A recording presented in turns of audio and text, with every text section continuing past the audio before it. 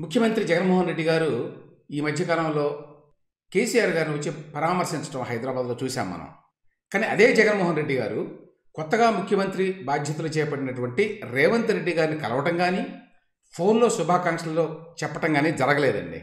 అది బహుశా చాలామంది గమనించి ఉండరు. పక్క రాష్ట్రం, అందులో తెలుగు రాష్ట్రం, పక్క రాష్ట్రాల్లో ఈవెన్ తమిళనాడు, కర్ణాటకలో కూడా ముఖ్యమంత్రి బాధ్యతలు కొత్తగా ఎవరన్నా చేపడితే వాళ్ళకి ఫోన్ చేస్తారు. అదొక ప్రోటోకాల్, ఒక లాంఛనం. కానీ ఆ పని కూడా చేయలేదు జగన్మోహన్ రెడ్డి గారు. అంటే జగన్మోహన్ రెడ్డి గారి లైక్స్ డిస్లైక్స్ ఎట్లా ఉంటాయి అని చెప్పడానికి బెస్ట్ ఎగ్జాంపుల్ అది. నిన్న మొట్టమొదటిసారిగా రేవంత్ రెడ్డి గారు ఒక ఇంటర్వ్యూ ఇచ్చారండి ఏబిఎన్ రాధాకృష్ణ గారికి. ఇది first interview as chief minister. ఇందులో చాలా విషయాలు చెప్పాడు. అందులో ఈ విషయం కూడా ఆయన ప్రస్తావించాడు. మా ఓటమికి జగన్ చాలా చేశారు అని చెప్పి ఆ ఇంటర్వ్యూలో రేవంత్ రెడ్డి గారు అన్నారు. కేసీఆర్ని గెలిపించాలని అనుకున్నారు, పక్క రాష్ట్ర సీఎంకి ఫోన్ చేయడం మర్యాద, జగన్ ఆ పని కూడా చేయలేదు. అయినా కూడా నాకేమీ పెద్ద ఇబ్బంది ఏమీ లేదు, ఎందుకంటే రెండు రాష్ట్రాల మధ్య కొన్ని ఇష్యూస్ కూడా ఉన్నాయి, మాట్లాడుకోవాల్సిందే తప్పదు, కలిసి పరిష్కరించుకోవాల్సిన అంశాలు కూడా ఉన్నాయి కదా అనే మాట కూడా అన్నాడు ఆయన. ఏంటి మీరు సీఎం కావడం ఆయనకి ఇష్టం లేదేమో అంటే, ఏమో అది నాకు తెలియదు అని చెప్పి అన్నాడు. మీ ఇద్దరి మధ్య అంతకుముందు వైరం ఉందా అనే ప్రశ్నకి రేవంత్ రెడ్డి గారు, నేను యువతలంటే విపక్షంలో ఉన్నప్పుడు ఇక్కడ తెలంగాణలో అగ్రెసివ్గా ఉండేవాడిని, రాజశేఖర రెడ్డితోనే కొట్లాడేవాడిని. అప్పట్లో తెలుగుదేశం పార్టీలో ఉన్నాడు కదా ఆయన రేవంత్ రెడ్డి గారు. అదే పరంపర కొనసాగింది, జగన్తో వ్యక్తిగత వైరం లేదు, కామన్ ఫ్రెండ్స్ ఉన్నారు అని కూడా చెప్పాడు. సో ఢిల్లీలో ఈ మధ్య ఒక డిన్నర్ ఇస్తే రేవంత్ రెడ్డి దానికి వైసీపీ ఎంపీలు కూడా కొంతమంది వెళ్ళారండి. ఆ తర్వాత వాళ్ళని జగన్మోహన్ రెడ్డి గారు తిట్టారట. లేటెస్ట్గా కూడా ఎవరో ఒక ఎంపీ టికెట్ల గొడవలు జరుగుతున్నాయి కదా ఏపీలో, ఒక ఎంపీ గారు మరి ఏదో విషయంలో వెళితే రేవంత్ రెడ్డిని అడుక్కోండి మీరు టికెట్ అని చెప్పి కూడా అన్నట్ట జగన్మోహన్ రెడ్డి గారు. ఆ విషయాన్ని ఆర్కే గారు ఈ ఇంటర్వ్యూలో ప్రస్తావించాడు. అంటే సరే అంటే అన్నేవండి, మాకు ఉన్నాయి కదా ఇప్పుడు 175 టికెట్లు, ఆంధ్రప్రదేశ్లో కూడా 25 ఎంపీ 175 ఎమ్మెల్యే సీట్లు ఉన్నాయి, కాబట్టి నేను కూడా ఇప్పించగలను షర్మిలతోటి త్వరలో అని చెప్పి అని అన్నాడు. అంటే మాకు కూడా మంచి రోజులు వస్తాయి కాంగ్రెస్ పార్టీకి ఏపీలో కూడా అనేటువంటి అభిప్రాయం అన్నమాట. దీంతోపాటు 2-3 ఆసక్తికరమైన విషయాలండి. ఆయన నేను చెప్పలేను కానీ ఆయన చాలా చేశాడు ఇంకా జగన్మోహన్ రెడ్డి గారు నన్ను ఓడించడానికి అనే అర్థం వచ్చేలాగా రేవంత్ రెడ్డి గారు ఈ ఇంటర్వ్యూలో మాట్లాడాడు. రెండో పాయింట్ ఏంటంటే షర్మిల గారి గురించి. షర్మిల గారు ఆవిడ సొంత పార్టీ పెట్టుకుని తెలంగాణలో ప్రచారంలో ఉన్నప్పుడు చాలా విమర్శలు చేసిందండి కాంగ్రెస్ పార్టీ మీద, ఈవెన్ రేవంత్ రెడ్డి గారి మీద కూడా. నిన్న కూడా మాట్లాడుకున్నాం, రేటంత రెడ్డి అనే మాట కూడా వాడింది ఆవిడని. అయినా కూడా రేవంత్ రెడ్డి అవేం పెద్ద మనసులో పెట్టుకున్నట్టుగా లేడు. ఈస్ బికమ్ వెరీ మెచ్యూర్ యాక్చువల్గా. ముఖ్యమంత్రి అయిన తర్వాత ఆ కాంట్రావర్షియల్గా కాకుండా ఉన్నంతలో అందరినీ కలుపుకుని పోవాలి అనేటువంటి ధోరణిలో అతను వ్యవహరిస్తున్నాడండి. నిన్న షర్మిల గారు తన కొడుకు పెళ్లికి సంబంధించి ఆ కార్డు ఇవ్వడానికి రేవంత్ రెడ్డి గారిని కలిసింది ఆవిడ. కలిస్తే ఆయన చక్కగానే రిసీవ్ చేసుకున్నాడు, షాల్ కప్పి తీసుకున్నాడు, ఫోటోలు కూడా దిగారు. ఇక్కడ తేడా చూడండి జగన్మోహన్ రెడ్డి గారికి షర్మిల గారికి. ఆవిడ ఈ విషయంలో కొన్ని తప్పులు చేసినప్పటికీ కూడా గతంలో కొంత కలుపుకుపోయే తత్వం షర్మిల గారికి కూడా ఉన్నట్టుగా అనిపిస్తుంది. ఇక్కడ రేవంత్ రెడ్డి కూడా అన్నాడు, మేము ఏపీలో షర్మిలకి సహకరిస్తాము, ఇప్పుడు షర్మిల మా పార్టీ నాయకురాలు, తప్పకుండా రాజకీయాలు ఏమైనా చర్చలు జరిగినాయని నిన్న అంటే తప్పకుండా మా మధ్య రాజకీయాల చర్చ జరుగుతాయి, నా వంతు మద్దతు కూడా ఉంటుంది. ఏపీలో పరిస్థితులు చక్కదిద్దాలి, రకరకాలుగా రాజకీయంగా కూడా నేను అండగా నిలబడాల్సిన అవసరం ఉంది ఏపీలో అని చెప్పి కూడా రేవంత్ రెడ్డి అన్నారండి. సో ఇక్కడ ఈ మాట ఒకటి ఆసక్తికరం. మొన్న ఎన్నికల సమయంలో కాంగ్రెస్కి ఫండింగ్ చేయకుండా జగన్ కట్టడి చేశారట కదా అనే ప్రశ్న అడిగితే నిజమేనా అంటే, ఇంకా చాలా విషయాలు తెలుసు నాకు, సీఎంగా అవన్నీ ఇప్పుడు నేను చెప్పలేను అని చెప్పి అన్నాడండి రేవంత్ రెడ్డి. సో పక్క రాష్ట్రంలో తనకి ఇష్టం లేని వ్యక్తి సీఎం అయినంత మాత్రాన కనీసం మర్యాద కూడా ఫోన్ చేయకపోవడం అనేది జగన్మోహన్ రెడ్డి గారి మనస్తత్వానికి అద్దం పడుతుందండి. ఎందుకంటే రాష్ట్ర ప్రయోజనాలు ఇమిడి ఉన్నాయి, ఆయన సొంత వ్యవహారం కాదు. ఏపీ ముఖ్యమంత్రిగా ఉన్నప్పుడు పక్కన తెలంగాణ ముఖ్యమంత్రితోటి కనీసం మర్యాదకి, ఈవెన్ కేసీఆర్కి చంద్రబాబు నాయుడుకి మధ్య ఎన్నో విభేదాలు ఉన్న విషయం తెలుసు మనకి. అయినా కూడా చంద్రబాబు నాయుడు మరి కేసీఆర్ని పరామర్శించడానికి కూడా వెళ్ళాడు. అదేంటంటే రాష్ట్రాల మధ్య గొడవలు వచ్చే విధంగా ఉండకూడదు కదా, అంటే తర్వాత అవసరమైతే మాట్లాడుకోవాల్సి వస్తుంది. మరి అది కూడా దృష్టిలో పెట్టుకోడు జగన్మోహన్ రెడ్డి గారు, ఆయన గొప్పతనం అది. ఇక దీంతోపాటు నిన్న ఆర్కే గారు రాధాకృష్ణ గారు ఆంధ్రజ్యోతిలో రాసినటువంటి ఆయన కొత్త పలుకండి, అందులో కొన్ని విషయాలు మనం కూడా చాలాసార్లు ప్రస్తావించాం. బట్ దాన్ని ఒకసారి మళ్ళీ చదువుతాను నేను. కమలంతో సంకటం అనే పేరుతోటి నిన్న రాశారు కొత్త పలుకు. ఈ సంకటం ఏంటంటే ప్రధానంగా బీజేపీకి సంబంధించి, బీజేపీతో చేతులు కలిపితే జగన్కు మేలు చేసినట్టే అన్న అభిప్రాయం ఉన్నందున మొత్తం పరిస్థితిని బీజేపీ పెద్దలకు వివరించి పొత్తు కోసం ఒత్తిడి తేవద్దని, ఎన్నికల అనంతరం ఎన్డీఏలో చేరతానని నచ్చజెప్పటానికి తెలుగుదేశం జనసేన తరఫున ప్రయత్నాలు జరుగుతున్నాయి. అదండి మెయిన్ పాయింట్. నేను గత కొద్ది రోజులుగా చెప్తున్నాను. కేంద్రం నుంచి ఒత్తిడి ఉన్నది పొత్తు కోసం. అయితే పొత్తు పెట్టుకుంటే దానివల్ల జగన్మోహన్ రెడ్డికి ఎక్కువ ఉపయోగం ఇక్కడ. అందువల్ల పొత్తు లేకుండా మీకు అవసరమైనప్పుడు మద్దతు ఇస్తాము అనేటువంటి మాట చెప్పడానికి తెలుగుదేశం పార్టీ ట్రై చేస్తోంది. ఎంతవరకు వింటారు బీజేపీ కేంద్ర నాయకత్వం అనే విషయం తెలియదు. ఇక కేసీఆర్ గురించి కొన్ని మాటలు రాశారండి. అంతులేని అధికారాన్ని చెలాయించిన కేసీఆర్కి ప్రతిపక్ష రాజకీయాలు చేయడం అంత ఈజీ కాదు. కరెక్టే అది. అందుకని ఆయన బయట కూడా రాడు. ఆయన చివరికి పార్టీ ఆఫీసుకు కూడా, తెలంగాణ భవన్కు కూడా వెళ్ళండి కేసీఆర్. సాధ్యమైనంత వరకు కేటీఆరే ఆ వ్యవహారాలన్నీ కూడా చూసుకోవాల్సిందే. ఎందుకంటే కేసీఆర్కి ఏంటంటే అధికార స్థానంలో ఉండటం, అధికారాన్ని చెలాయించటం, తానే నంబర్ 1గా ఉండటం అనేది మాత్రమే ఆయనకి ఇష్టంగా ఉంటుంది. ఈ విషయంలో కొద్దిగా ఎన్టీ రామారావుతో ఆయనకు పోలికలు ఉన్నాయి.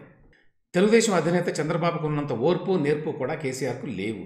గతంలోనూ ఇప్పుడు 15 సంవత్సరాల పాటు ప్రతిపక్షంలో కూర్చోవలసి వచ్చినప్పటికీ అనేక వ్యయ ప్రయాసాలకు వచ్చి తెలుగుదేశం పార్టీని చంద్రబాబు నిలబెట్టుకోగలిగారు. ఇది ఆయన తీవ్రంగా విమర్శించేవాళ్ళు కూడా, ఆయన క్రిటిక్స్ కూడా, డిట్రాక్టర్స్ కూడా ఒప్పుకోవాల్సిన విషయం అండి. చంద్రబాబు గారికి ఉన్నంత ఆ ఓపిక కానివ్వండి, ఆ లాంగ్ టర్మ్ దృష్టి కానివ్వండి, మిగతా రాజకీయ నాయకులకు ఉండదు. చాలా ఓపికగా, చాలా సహనంతో ప్రతిపక్షంలో ఉన్నప్పుడు కూడా పార్టీ నడిపిన ఘనత మాత్రం ఆయనదే. తెలంగాణ ప్రజల తిరస్కరణకు గురైన కేసీఆర్ ఇకపై జాతీయ రాజకీయాల గురించి ఆలోచించే సాహసం చేయకపోవచ్చు. రాష్ట్రంలో అధికారంలో ఉన్న ప్రాంతీయ పార్టీ నాయకుడు జాతీయ రాజకీయాలంటూ ఎగిరిపడితే ఏమవుతుందో నేను అప్పుడే చెప్పాను. ఈయన అప్పట్లో కొంత ఎగిరాడు కదా కేసీఆర్ గారు. ఇప్పుడు ఇక ఆ ఆశలన్నీ ఆవిరైపోయినాయి. జాతీయ స్థాయిలో ఏదో చేయాలని. దీనికి సంబంధించి నేను హిందుస్థాన్ టైమ్స్ పత్రికలో కూడా ఈ మధ్యకాలంలో ఒక వ్యాసం రాశానండి. ఈ విధంగా రాష్ట్రంలో అధికారం కోల్పోవడం అనేది ఇక్కడ ఒకటే నష్టం కాదు కేసీఆర్కి, జాతీయ స్థాయిలో ఏదో చేయాలి, మూడో ప్రత్యామ్నాయం అని చెప్పి చాలాసార్లు ఆయన మాట్లాడాడు. అవన్నీ కూడా ఇప్పుడు ఆవిరైపోయినాయి. ఇక ఆ జోలికి వెళ్ళేటువంటి అవకాశమే లేదు కేసీఆర్ అని చెప్పి. అది కూడా వాస్తవం. ఆంధ్రప్రదేశ్లో తెలుగుదేశం పార్టీని మంచి ఊపు మీద ఉంది. సీఎం జగన్మోహన్ రెడ్డిపై ప్రజల్లో వ్యతిరేకత తీవ్రంగా ఉంది. మరోవైపు జగన్ సోదరు షర్మిల కాంగ్రెస్లో చేరిపోయి పీసీసీ అధ్యక్ష బాధ్యతలు చేపట్టబోతున్నారు. ఇవన్నీ టీడీపీకి కలిసి వచ్చే అంశాలే అయినా ఆ పార్టీతో పొత్తు పెట్టుకోవాలని భారతీయ జనతా పార్టీ పెద్దలు భావిస్తే నిరాకరించే పరిస్థితిలో టీడీపీ అధినేత చంద్రబాబు నాయుడు లేరు. అది పరిస్థితి. ఇవాళ బీజేపీ ఎంత బలంగా ఉంది, ఇన్ని రకాలుగా మరి ప్రాంతీయ పార్టీల మీద ఒత్తిడి తీసుకురాగలదు, ఎందుకంటే కేంద్ర ప్రభుత్వ ఏజెన్సీలను ఉపయోగించి అనే విషయం అందరికీ తెలుసు. ఆ నేపథ్యంలో ఇవాళ మరి వాళ్ళు కనుక గట్టిగా పట్టుబడితే నిరాకరించేటువంటి పొజిషన్లో చంద్రబాబు నాయుడు గారు, తెలుగుదేశం పార్టీ లేదు అనే మాట కూడా వాస్తవం. ఇది ఇంకొక విశేషం అండి.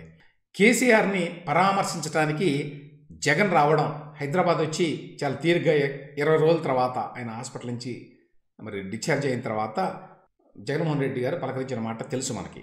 సో కేసీఆర్ని పరామర్శించడానికి జగన్ రావడం పలువురు బీఆర్ఎస్ ముఖ్యులకు ఇష్టం లేదు.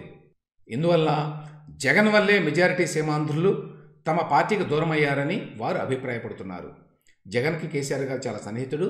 జగన్ను మళ్ళీ అధికారంలోకి తీసుకురావడానికి ఆయన విశ్వ ప్రయత్నాలు చేశాడు అనే అభిప్రాయం ఉండటం వల్ల అనవసరంగా సీమాంధ్ర నుంచి వచ్చిన వాళ్ళు, ఇక్కడ సెటిల్ అయిన వాళ్ళు ఎవరైతే ఉన్నారో తెలంగాణలో, వాళ్ళు దూరం అయ్యారు బీఆర్ఎస్కి. అంతకుముందు బీఆర్ఎస్తోనే ఉన్నారు వాళ్ళు అనే అభిప్రాయం బీఆర్ఎస్లో చాలామందికి ఉన్నదండి. ఎందుకు అనవసరంగా మనం పూసుకోవటం జగన్మోహన్ రెడ్డితోటి అనేటువంటి కోపం. అందువల్ల ఆయన మొన్న వచ్చి పరామర్శించడం కూడా వాళ్ళకి ఇష్టం లేదు అనే మాట కూడా వాస్తవం. నెల రోజులుగా రేవంత్ రెడ్డి పనితీరును గమనించాక ఆయనలో ఒక చంద్రబాబు, ఒక రాజశేఖర రెడ్డి ఉన్నారని చెప్పవచ్చు. చంద్రబాబు వలె కష్టపడుతున్నారు, రాజశేఖర రెడ్డిలా కలుపుగోలుగా ఉంటున్నారు. ప్రస్తుతానికి ఆయన ప్రభుత్వాన్ని సాఫీగా నడపగలుగుతున్నప్పటికీ ఇకపై అసలైన సవాళ్లు ఆయనకు ఎదుర్కానున్నాయి అని చెప్పి రాశారు ఆర్కే. వాస్తవం.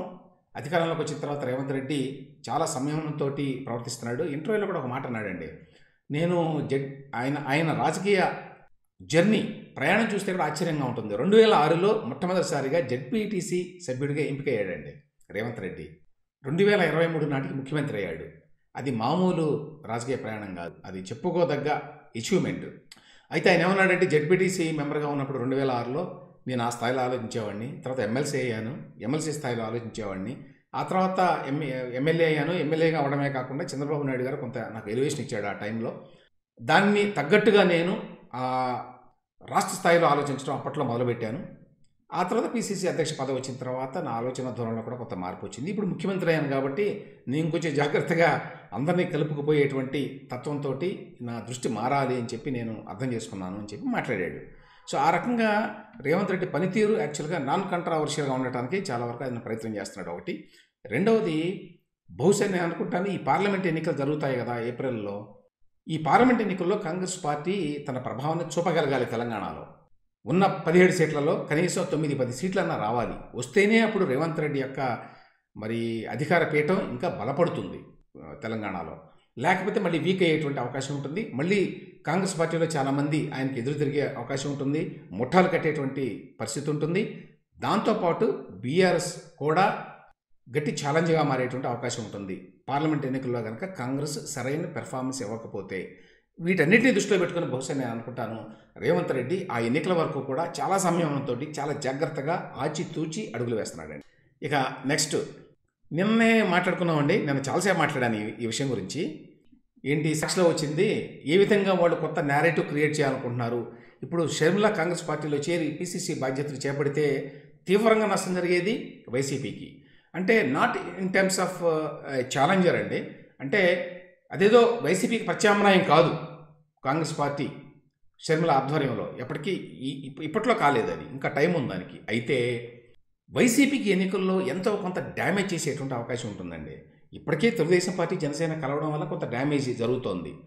ఇప్పుడు ఈవిడొచ్చి వైసీపీకి ట్రెడిషనల్గా ఉన్నటువంటి ఓటు బ్యాంకుల్లో కొంత ఇరేట్ చేసింది అనుకోండి, కొంత లాక్కుంది అనుకోండి, అప్పుడు చాలా ఇబ్బంది పడాల్సి వస్తుంది. అందుకని వాళ్ళంత తీవ్రంగా దీని గురించి మాట్లాడుతున్నారు. దీనికి ఒక కొత్త కథనం అల్లి జనం మనసులోకి తీసుకువెళ్ళాలి అనేటువంటి ప్రయత్నం చేస్తున్నారు. ఏంటి ఆ కథనం? చంద్రబాబు నాయుడే దీనికి అంతటికీ బాధ్యుడు. చంద్రబాబు నాయుడే కుట్ర పన్ని షర్మిలను తీసుకెళ్లి కాంగ్రెస్ పార్టీలో చేర్చాడు. ఆవిడకి పీసీసీ బాధ్యతలు కూడా అప్పచెప్తున్నాడు. అంటే ఆ మాట నిన్న సాక్షి వాళ్ళు రాశారు కదా. ఈ కథనాన్ని వాళ్ళు పెద్ద ఎత్తున ప్రచారం చేస్తారు అని చెప్పాను. ఆ వెంటనే నేను సాయంత్రం సజ్జల రామకృష్ణారెడ్డి గారు సకల శాఖ మంత్రి, ఆయన ప్రెస్ మీట్ పెట్టి ఇదే విషయాలు మాట్లాడాడండి మళ్ళీ. కాబట్టి నేను అన్నింటిలోకి వెళ్ళను. నిన్న